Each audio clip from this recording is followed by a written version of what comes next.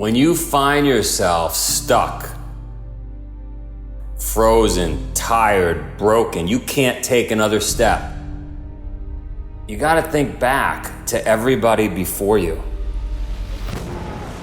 I think about World War I, World War II, the Great Depression, Vietnam. People I know that are missing arms, legs. I know folks that had to cut their own fingers off. We see movies where someone had to cut his arm off to get to safety. Like, you need some reference point that is just much, much worse than where you are.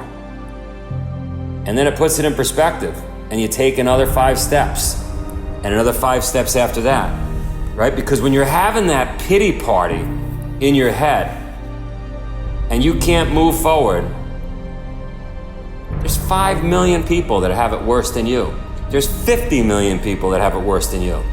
So stop complaining, take a few steps forward, and remember, you have 8 days left in you. So I'm in Alaska, it's 30 below, my eyelashes are frozen, and I'm just in a dark place. I'm in a place where I just want water, food, and shelter. I want to go home. I can't believe I put myself out here.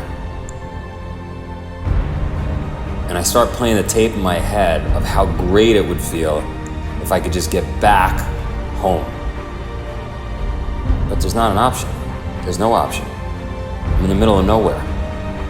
I've got 100 miles behind me through waist-deep snow. I got 100 miles ahead of me through waist-deep snow. I have no option. It's either die right here or continue on. And I'll tell you what, dying feels pretty good right about now. I mean, it sounds ridiculous as you listen to this, but if I go back to that moment, if I go back to any moment where you're broken, mentally, physically, you can't take another step, you're in pain, you're frozen. Literally, I'm frozen.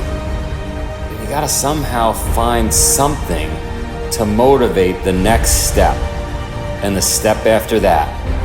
And if I could just make it, to that snowdrift over there, and then I'll figure out what to do after that.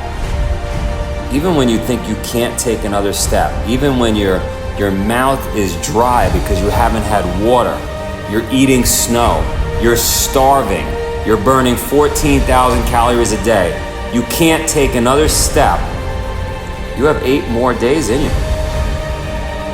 And somehow I mustered up enough strength to go 100 yards ahead, and 100 yards after that, and another 100 yards, and 8 days later, I got to the finish line.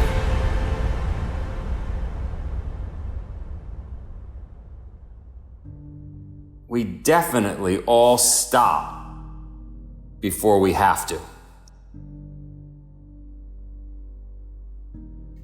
We stop because we think we have to. We don't stop because we have to.